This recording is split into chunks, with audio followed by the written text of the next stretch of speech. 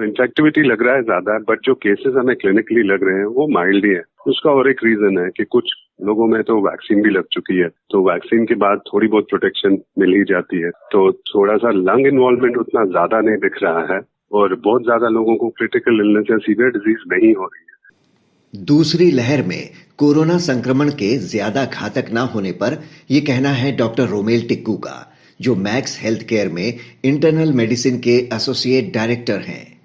नमस्कार, आज है शनिवार 3 अप्रैल और आप सुन रहे हैं डेली न्यूज कास्ट। पूरी बात सुनते हैं कुछ देर में, उससे पहले एक नजर इस वक्त की बड़ी खबरों पर। अमेरिकी संसद पर हमले की कोशिश नाकाम। कैपिटल हिल के पास कार सवार ने बैरिकेडिंग तोड़ते हुए 2 पुलिस वालों को घायल किया, एक की मौत। सुरक्षा कर्मियों ने संदिग्ध को भी मार गिराया। एहतियात के तौर पर कैपिटल परिसर में लगा लॉकडाउन।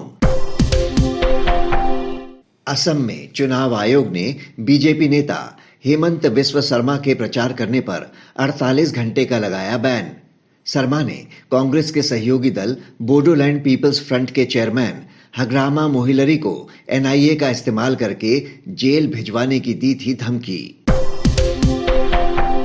महाराष्ट्र में नहीं थम रही कोरोना की रफ्तार। सीएम उद्धव ठाकरे का अल्टीमेटम, लापरवाही जारी रही तो लगेगा टोटल लॉकडाउन। उधर दिल्ली के मुख्यमंत्री अरविंद केजरीवाल बोले, कोविड से मौत और आईसीयू पहुंचने वाले मरीजों की संख्या कम, लॉकडाउन की जरूरत नहीं। किसान नेताओं ने हरियाणा के सीएम मनोहर लाल खट्टर के सोनीपत जाने के कार्यक्रम का किया विरोध। कहा, नहीं उतरने दिया जाएगा सीएम का हेलीकॉप्टर। रविवार को पूर्व विधायक किताब सिंह मलिक के निधन पर शोक व्यक्त करने सोनीपत के आवली गांव जाने वाले हैं खट्टर। आईपीएल में हर खिलाड़ी की जीपीएस से की जाएगी निगरानी। बायो बबल से बाहर कदम रखते ही अलर्ट कर देगा सिस्टम। नियम तोड़ने पर 7 दिन रहना होगा आइसोलेट। 4 कोरोना अधिकारी रखेंगे पल पल नजर। 9 अप्रैल से शुरू होने वाला है टूर्नामेंट। अब खबरें काम की। यूपी में अंग्रेजी शराब के दाम में 15 से 20% का इजाफा। वहीं 10 से 20 रुपए तक कम हुई बियर की कीमत। अब 21 साल से कम उम्र का व्यक्ति नहीं खरीद सकेगा शराब। सीबीएसई ने 10वीं और 12वीं के स्टूडेंट्स के लिए लॉन्च किया ई परीक्षा पोर्टल। इस पर मई में होने वाले एग्जाम से जुड़े सभी सवालों का मिलेगा जवाब। शिकायतों का निस्तारण भी होगा। आज का सबसे बड़ा न्यूज पॉइंट है कोरोना की दूसरी लहर में नए मामलों का तेजी से बढ़ना। पूरी तस्वीर समझने के लिए बात करते हैं मैक्स हेल्थ केयर में इंटरनल मेडिसिन के associate director doctor Romel Tikku से। कोरोना की दूसरी लहर में तेजी से बढ़ते इन्फेक्शन को देखते हुए देश के कई शहरों में आंशिक लॉकडाउन और नाइट कर्फ्यू लगाए जाने लगे हैं। दूसरी लहर में मामले इतनी तेजी से बढ़ रहे हैं कि 22 फरवरी से अब तक सिर्फ 40 दिन में ये 10,000 से बढ़कर 80,000 तक पहुंच गए हैं, जबकि पिछले साल 10,000 से 80,000 तक पहुंचने में लगभग 83 दिनों का समय लगा था। यानी इस बार मामले दोगुनी रफ्तार से बढ़ रहे हैं। डॉक्टर रोमेल टिक्कू, कोरोना की ये दूसरी लहर पहली से कितनी अलग है? क्या दूसरी लहर में इन्फेक्शन कुछ माइल्ड हुआ है? क्या ये बात सही है कि ये तेजी से फैल जरूर रहा है लेकिन उतना खतरनाक नहीं? हाँ जी, ऐसा ही लग रहा है। तेजी से तो फैल रहा है, बिकॉज आप देखिए कितनी जल्दी केसेस बढ़ रहे हैं। कुछ ही दिनों में अब 80,000 तक पहुंच गए हैं। तो इन्फेक्शियस जो है एलिमेंट वो ज्यादा है, इन्फेक्टिविटी बढ़ गई है। बहुत ज्यादा लोग एक साथ इन्फेक्ट हो रहे हैं। अगर एक घर में किसी एक आदमी को हो रहा है इन्फेक्शन तो बाकी सबको हो रहा है घर पे। तो इन्फेक्टिविटी लग रहा है ज्यादा, बट जो केसेस हमें क्लिनिकली लग रहे हैं वो माइल्ड ही है। उसका और एक रीजन है कि कुछ लोगों में तो वैक्सीन भी लग चुकी है, तो वैक्सीन के बाद थोड़ी बहुत प्रोटेक्शन मिल ही जाती है, तो थोड़ा सा लंग इन्वॉल्वमेंट उतना ज्यादा नहीं दिख रहा है और बहुत ज्यादा लोगों को क्रिटिकल इलनेस या सीवियर डिजीज नहीं हो रही है। हाँ, कुछ प्रोपोर्शन में है पेशेंट जिन्हें जरूरत पड़ती है हॉस्पिटलाइजेशन की, बट अगर हम कंपेयर करें जब पहली वेव से, तो लगता है इस बार केसेस माइल्ड हैं और बट इन्फेक्टिविटी ज्यादा लग रही है क्योंकि एक बहुत ज्यादा तेजी से बढ़ रहे हैं केसेस और इन्फेक्शन भी बहुत एक ही घर में एक ही बिल्डिंग में बहुत सारे लोगों को एक साथ हो रहा है। अप्रैल में ही इस दूसरी लहर का पीक आने की बात आ रही है। कई राज्यों में गंभीर स्थिति को देखते हुए लॉकडाउन का दबाव बढ़ रहा है। वहां वीकेंड लॉकडाउन या मार्केट दुकानें जल्दी बंद करने जैसे उपाय किए जा रहे हैं। पर ये उपाय कितने प्रभावी हैं वास्तव में? क्या टोटल लॉकडाउन ही उपाय है या इसके बिना भी हम वायरस को काबू में कर सकते हैं दूसरे तरीकों से? देखिए, लॉकडाउन का जो एम था वो तो पूरा हो चुका पहली बार। अब मेरी नजर में लॉकडाउन एक ऑप्शन नहीं है हमारे पास अभी, क्योंकि लॉकडाउन अगर दोबारा होगा तो भुखमरी से ज्यादा लोग मरेंगे और कोविड से कम। सो हमें इकोनॉमी के बारे में भी सोचना है। बहुत सारे लोग हैं जो दिन की दिहाड़ी कमा के खाते पीते हैं घर पे, तो सबके बारे में सोचना पड़ेगा। और लॉकडाउन एक टेम्पररी सोल्यूशन है, परमानेंट सोल्यूशन नहीं है। अभी हमको ये सोचना चाहिए कि हम कैसे इन केसेस को फैलने से रोक सकते हैं। उसके लिए दो चीजें बहुत इंपॉर्टेंट है।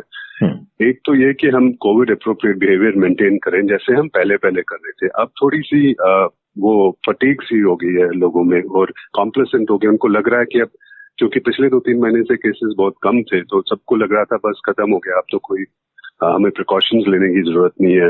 उसके बाद वैक्सीनेशन ड्राइव शुरू हो गई तो लोगों को और एनकरेजमेंट मिल गई कि अब तो खत्म हो गया, अब तो वैक्सीन लगने वाली है। सो मुझे लगता है ये दोनों चीजों के कारण जो ये मास्क पहनना, डिस्टेंस खैर प्रैक्टिकल नहीं है, हर जगह मेंटेन करना मुश्किल हो जाती है, पर मास्क पहनना तो सबसे इम्पोर्टेंट चीज है। और हाथ धोना, ये अगर हम कर लेते ठीक से तो इतना ज्यादा तेजी से नहीं बढ़ता। तो मुझे लगता है ये चीजें सबसे इम्पोर्टेंट। अगर आप आज भी देखें रैंडमली, आप किसी भी सिटी में जाइए, दिल्ली हो या बॉम्बे, तो लोग नहीं पहनते हैं मास्क ठीक से। इवन हॉस्पिटल में हमको एक ही पेशेंट को 4 बार बोलना पड़ता है मास्क ऊपर करो, मास्क ऊपर करो।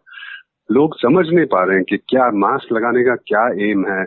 नाक से नीचे मास्क लगाने का कोई मतलब है नहीं, टाइट होना चाहिए मास्क, नहीं तो सारे डॉक्टर इन्फेक्ट होते हैं। हम लोग क्यों नहीं इन्फेक्ट होते हैं? क्योंकि हम मास्क लगाते हैं, उसको निकालते नहीं है, हाथ नहीं लगाते।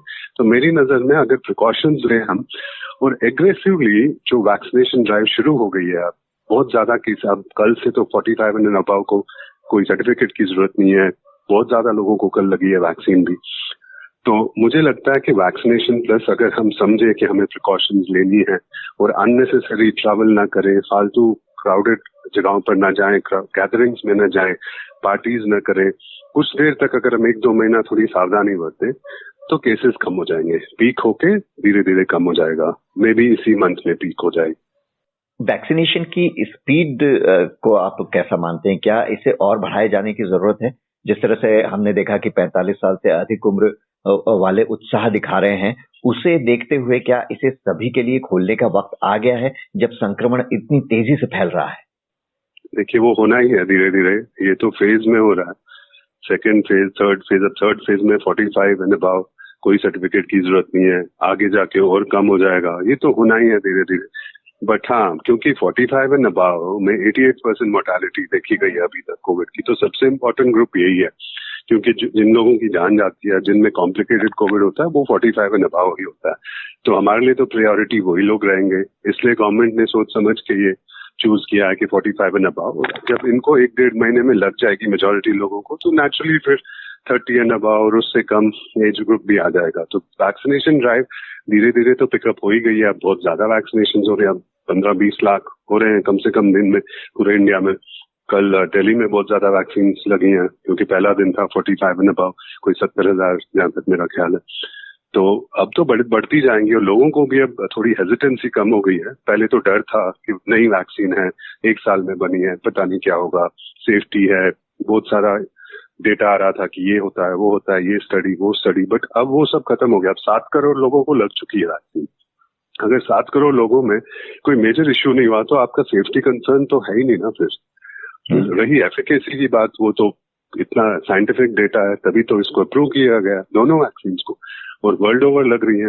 कोविशील्ड तो बाहर भी लग रही है।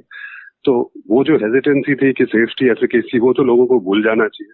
और एक ही तरीका है कि हम इस बीमारी से बचने के लिए हम सबको वैक्सीनेट कर दें, जितने लोगों को। अब हम सारी देश को तो नहीं कर सकते वैक्सीनेट, बट मेजॉरिटी पॉपुलेशन को अगर हम वैक्सीनेट करेंगे तो किसी हद तक हम इस बीमारी की जो मोर्टेलिटी है, सिवियरिटी, वो कम कर सकते हैं। देखिए, वैक्सीन लेने के बाद भी आपको कोविड हो सकता है।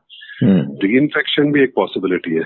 अभी रिसेंट ICMR स्टडी में देखा गया कि 4.5% की री इन्फेक्शन, जो पुराना डेटा है, आज की बात नहीं है, बट अभी क्योंकि म्यूटेंट स्ट्रेन्स का डर है और वैक्सीनेशन भी कोई 100% फुल प्रूफ नहीं होती, तो ऐसे केस ही तो 100% किसी भी वैक्सीन 2 शॉट्स लगने के बाद भी आपको कोविड हो सकता है। सो इसलिए ये बहुत इंपॉर्टेंट है कि हम कोविड अप्रोप्रिएट बिहेवियर रखें, ये सब करें, क्योंकि कभी दोबारा भी हो सकता है हमें कोविड।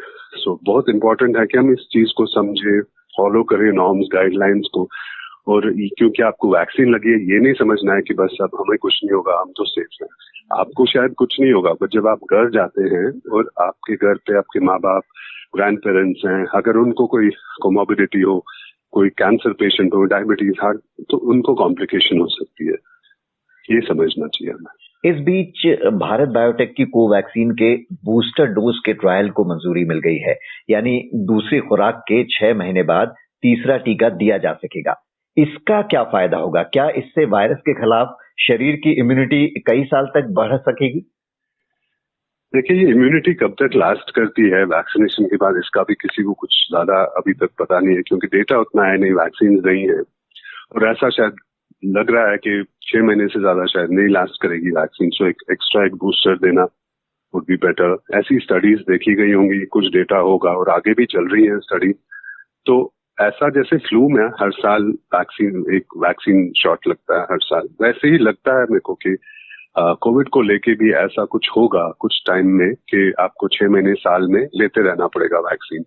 ये एक पॉसिबिलिटी है, एक हाइपोथेसिस है, और उसी को लेके आप जो बता रहे हैं मुझे लगता है वही है, क्योंकि आपकी एंटीबॉडीज कब तक सर्वाइव करती हैं, कब तक आपकी लेवल्स मेंटेन रहती हैं। जैसे ही वो ड्रॉप होना हो जाएगी 6-8 महीने में भी आपको एक बूस्टर डोज लेना पड़ेगा, सो दैट वो प्रोटेक्शन आपकी बनी रहे।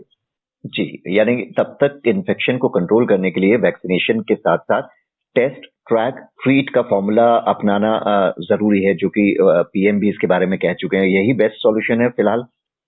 हाँ, एकदम। अगर हम टेस्ट करेंगे, जो हम कर ही रहे हैं ज्यादा, तो आप जल्दी डायग्नोज करोगे तो आपको आइसोलेट जल्दी करेंगे, ट्रीट करेंगे जल्दी, फैलने से रोकेंगे, ट्रेस करेंगे कॉन्टैक्ट्स को, और साथ साथ हमें फैसिलिटीज भी बढ़ानी है, isolation facilities, ICU beds, ventilator beds.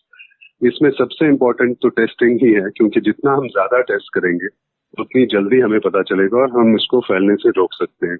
उसके अलावा तो दूसरी चीज वैक्सीनेशन है। दोनों चीजें साथ साथ होनी चाहिए कि जो टेस्ट हो रहे हैं, आइसोलेट करो उनको, कॉन्टैक्ट्स को ट्रेस करो और ट्रीट करो उनको, और साथ साथ वैक्सीन भी देते। तो एक सबसेट में आप सबको इम्यून कर रहे हो फॉर द डिजीज वैक्सीनेशन देके, और यहाँ से जिन को हो रहा है उनको भी आप संभाल रहे हो, उनको भी, उनके कॉन्टैक्ट्स को भी ट्रेस कर रहे हो, सो दैट बीमारी ना फैले। दोनों चीजें अगर हम एग्रेसिव करेंगे तो मुझे लगता है कि 1-1.5 महीने में ये पीक होके खत्म हो जाएगा। खत्म in the sense for the time being at least, क्योंकि ये पीक्स अप्स एंड डाउन्स तो आती रहेंगी इसमें, हमारे देश में खास तौर पे, क्योंकि डाइवर्स कंट्री है, इतनी ज्यादा पॉपुलेशन है।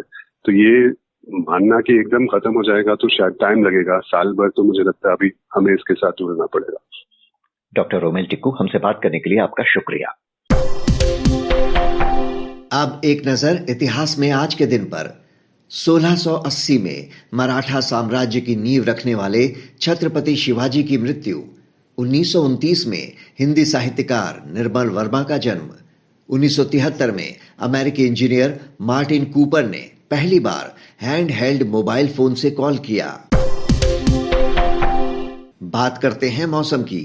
आने वाले दिनों में उत्तर भारत में बढ़ेगा गर्मी का प्रकोप। मौसम विभाग के अनुसार अगले 4 दिनों के दौरान तापमान में होगा 3% तक का इजाफा। राजस्थान के कुछ इलाकों में लू चलने के आसार। अब बारी सुविचार की। छत्रपति शिवाजी ने कहा था, स्वतंत्रता एक वरदान है जिसे पाने का अधिकार हर किसी को है।